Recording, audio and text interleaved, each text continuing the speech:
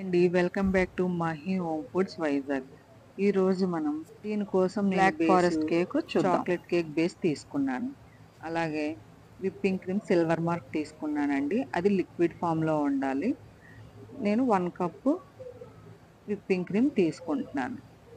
చూడండి, సరిగ్గా 1 cup whipping cream తీసుకొని బీటర్తోని బీట్ చేసుకుంటున్నాను. నేనైతే బీటర్తో బీట్ చేసుకునేటప్పుడు టైమర్ పెట్టుకుంటానండి. నేనైతే 6 మినిట్స్ టైం పెట్టుకున్నాను. మినిట్కి 1 స్పీడ్ పెంచుకుంటూ ఉండాలి. అలాగే నేను 3 మినిట్స్ తర్వాత బీటర్ను 1 నిమిషం ఆఫ్ చేసి పక్కన కూల్ అయ్యే వరకు పక్కన పెట్టుకుంటాను. ఎందుకంటే అలా కంటిన్యూగా చేస్తే బీటర్ పాడైపోయే అవకాశం ఉంది. కాబట్టి ఒక 3 మినిట్స్ తర్వాత బీటర్ కూల్ అవ్వడం కోసమని ఆఫ్ చేసి పక్కన పెట్టుకుంటాను.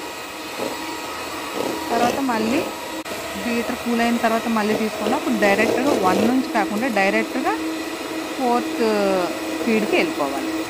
అలా ఇప్పుడు క్రీమ్ బీట్ చేసుకునేటప్పుడు ఒకే దగ్గర బీట్ చేసుకోకూడదండి.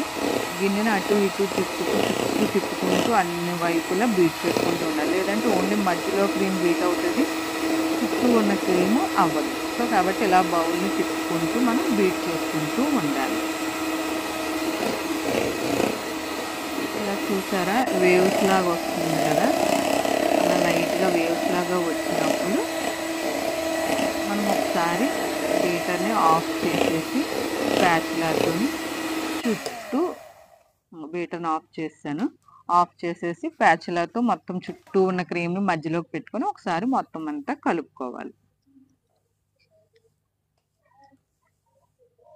ఇలా చుట్టూ ఉన్న క్రీమ్ని తీసుకోవాలండి. ఎందుకంటే మధ్యలో క్రీమ్ బీట్ అవుతుంది, చుట్టూ ఉన్నది అలాగా గిన్నె అంచులకు అంటుకొని ఉండిపోద్ది. కాబట్టి మనం మొత్తం క్రీమ్ని ఒకసారి కలుపుకోవాలి. ఇలా కలుపుకున్న తర్వాత మళ్ళీ బీటర్తో డైరెక్ట్గా 4th స్పీడ్కి వెళ్ళిపోతుంది. 4th స్పీడ్లోనే బీట్ చేస్తాను. ఇలా బీట్ చేస్తే మనకి 6 పీక్స్ వచ్చినంత వరకు బీట్ చేసుకోవాలి. బౌల్ని మాత్రం తిప్పుకుంటూ బీట్ చేసుకోవాలి. చూడండి, నేను ఇప్పుడు ప్యాచ్లాతో కలిపి చూపిస్తున్నాను మీకు. స్టిఫ్ పీక్స్ వచ్చినంత వరకు బీట్ చేసుకున్నాను. అది ఇలా బీట్ చేసుకున్న తర్వాత దీన్ని ఒక్క 10 మినిట్స్ ఫ్రిడ్జ్లో పెట్టుకున్నాం అనుకోండి, ఇంకా స్టిఫ్గా ఉంటుంది అనమాట. ఒక 10 మినిట్స్ ఫ్రిడ్జ్లో పెట్టుకొని అప్పుడు ఫ్రాస్టింగ్ చేసుకుంటాం. ఇప్పుడు నేను కేక్ బోర్డ్ తీసుకొని దానికి కొంచెం క్రీమ్ అప్లై చేసుకున్నానండి. ఎందుకంటే మనం బేస్ పెట్టినా అది అటు ఇటు కదలకుండానండి. నేను బేస్ తీసుకొని 3 లేయర్స్గా కట్ చేసుకున్నానండి. ఫస్ట్ లేయర్ పెట్టుకున్నాను. ఫస్ట్ లేయర్ని నేను షుగర్ సిరప్తోని సోక్ చేసుకుంటున్నాను అనమాట. ఇది కూల్ కేక్ కదండి, కంపల్సరీ షుగర్ సిరప్ వాడుకోవాలి.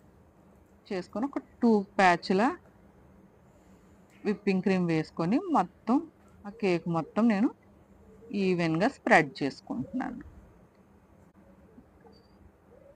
స్ప్రెడ్ చేసుకొని అలాగే సైడ్స్కి కూడా అప్పుడే అప్లై చేసుకున్నాం అనుకోండి, మనకి కేకులు చిన్న చిన్న పీసెస్గా వచ్చేస్తుంది కదా, అది రాకుండా ఉంటాయి అన్నమాట.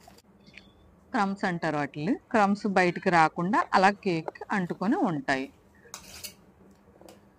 ఇది బ్లాక్ ఫారెస్ట్ కేక్ కదండి, దీనికోసం నేను ఫిల్లింగ్ కోసమని 1 టేబుల్ స్పూను స్ట్రాబెర్రీ క్రష్ వేసుకున్నాను. మీ ఇష్టం, మీకు కావాలంటే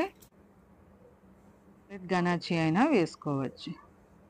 నేను మాత్రం స్ట్రాబెర్రీ క్రష్ ఉందండి మా ఇంట్లో, అందుకని స్ట్రాబెర్రీ క్రష్ వేసుకొని మొత్తం కేక్ మొత్తం స్ప్రెడ్ చేసుకున్నాను. అలాగే ఇప్పుడు నేను చాక్లెట్ చిప్స్ వేసుకుంటున్నాను.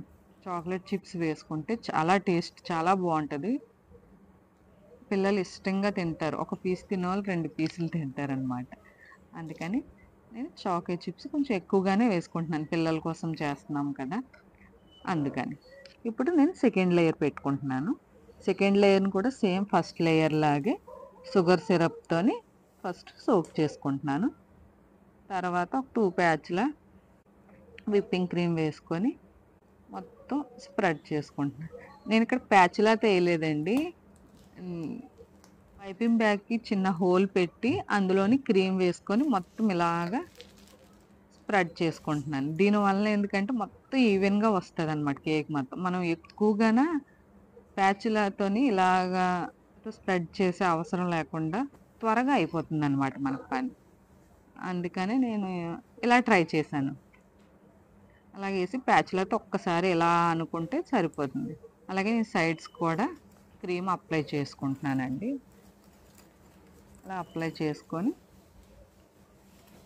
మళ్ళీ ఫస్ట్ లేయర్లో వేసినట్లుగానే 1 టేబుల్ స్పూన్ స్ట్రాబెర్రీ క్రష్ వేసుకున్నాను. మొత్తం స్ప్రెడ్ చేసుకుంటున్నాను. స్ప్రెడ్ చేసుకొని మళ్ళీ చాకో చిప్స్ వేసుకుంటున్నాను. మొత్తం స్ప్రెడ్ చేసుకున్నాను. చాకో చిప్స్ వేసుకుంటున్నాను. నేను బ్లాక్ ఫారెస్ట్ కేక్ కాబట్టి ఇది వేసుకున్నానండి. మనం ఫ్లేవర్స్ బట్టి మనం నచ్చిన క్రీమ్ వేసుకోవచ్చు. పైనాపిల్ కేక్ అయితే పైనాపిల్ క్రష్ ఉంటుంది, మన ఇష్టం అది. ఫ్లేవర్ని బట్టి వేసుకోవాలి.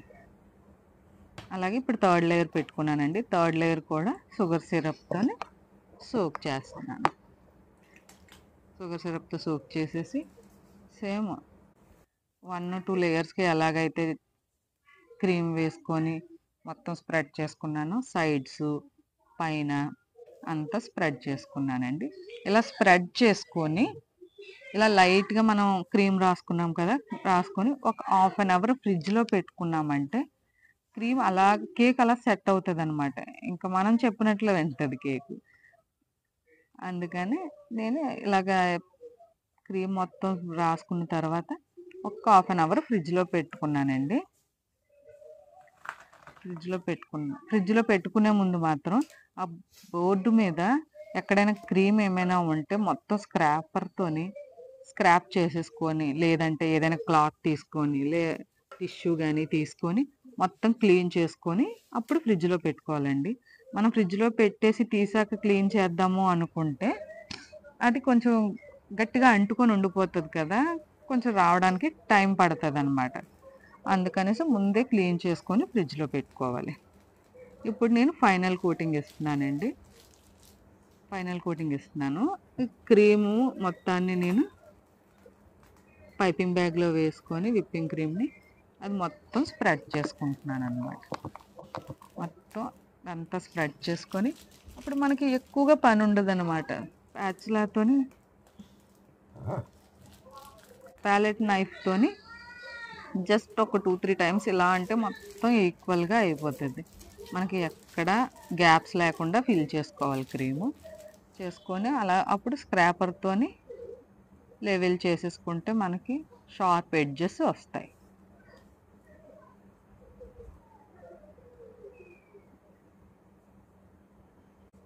చూడండి, ప్యాలెట్ నైఫ్తో అలా నెమ్మదిగా,